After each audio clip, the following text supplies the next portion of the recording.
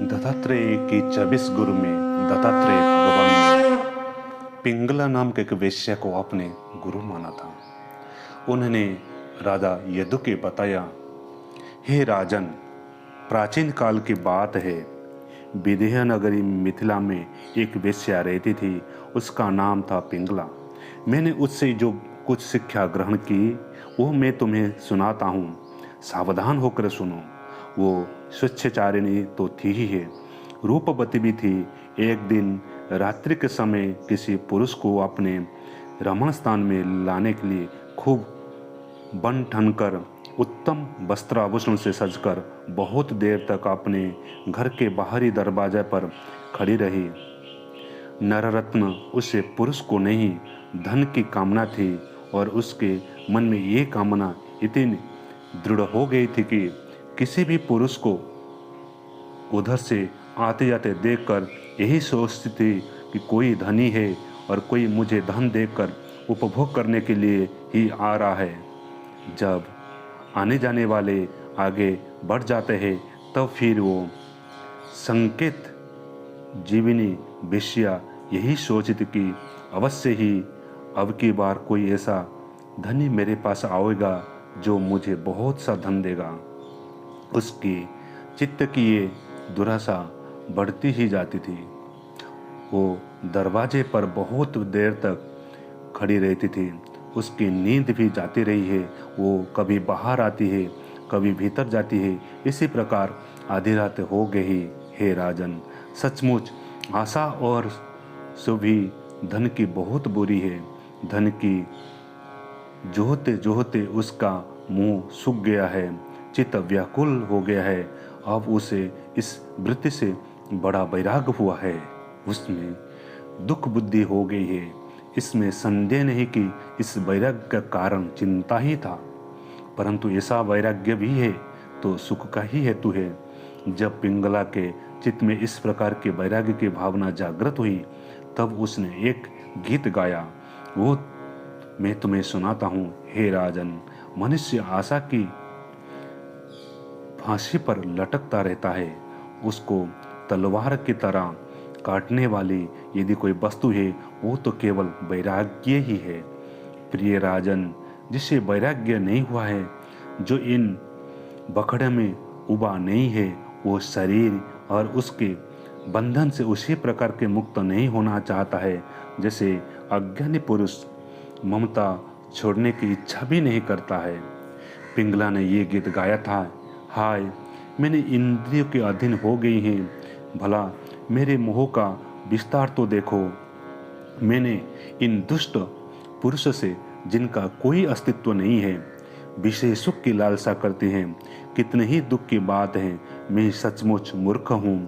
देखो तो सही, मेरे निकट से निकट हृदय में ही मेरे सच्चे स्वामी भगवान विराजमान है। वो नास्तिक के प्रेम, सुख और परमार्थ का सच धन भी देने वाला है। जगत के पुरुष अनित्य है और वो नित्य है। हाय हाय, मैंने ये क्या किया। मैंने उस परमात्मा को छोड़ दिया और उन तुच्छ मनुष्य को सेवन किया जो मेरी एक भी कामना पूरी नहीं कर सकते।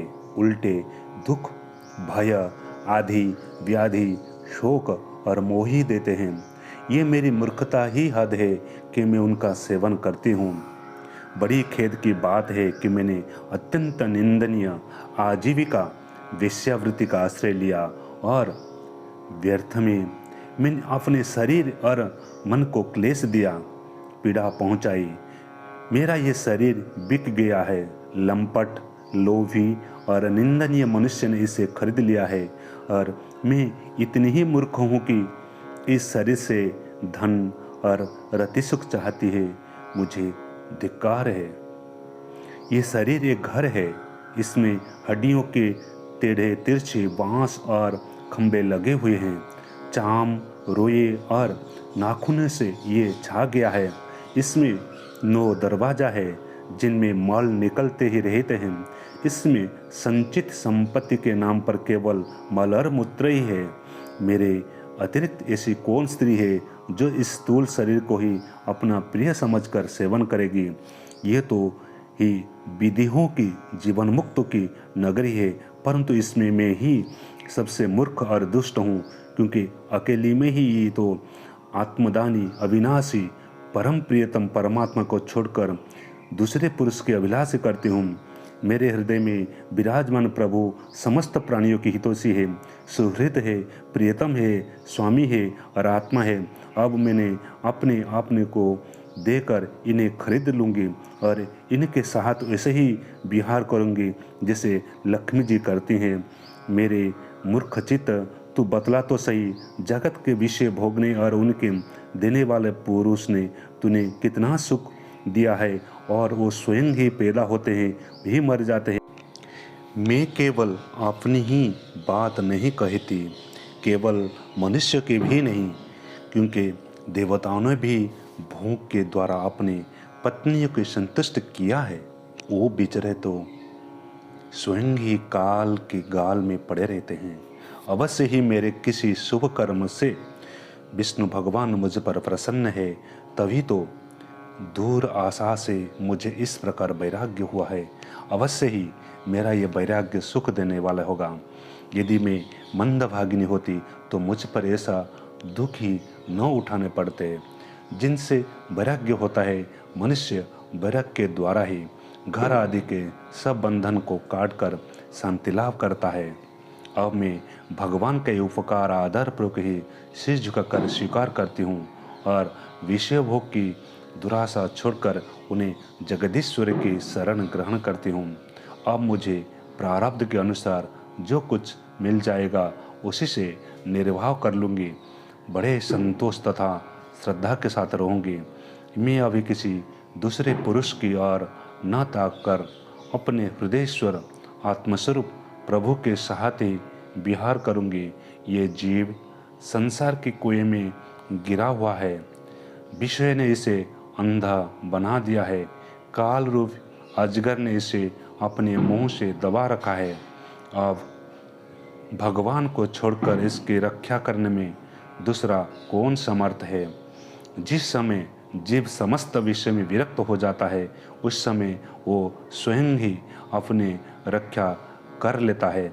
इसीलिए बड़ी सावधानी से ये देखते रहना चाहिए कि सारा जगत काल रूपी अजगर से ग्रस्त है। अवधूत दत्तात्रेय जी कहते हैं, हे राजन, पिंगला वेश्या ने ऐसा निश्चय करके अपने प्रिय धनियों की दुराशा, उनसे मिलने की लालसा का परित्याग कर दिया और शांत भाव से जाकर के वो अपनी बिस्तर पर सो गई।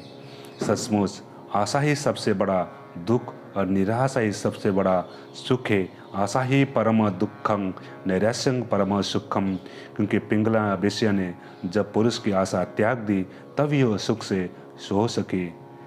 इसलिए हे राजन, मैंने ये शिक्षा पिंगला वेश्या से मैं ग्रहण किया।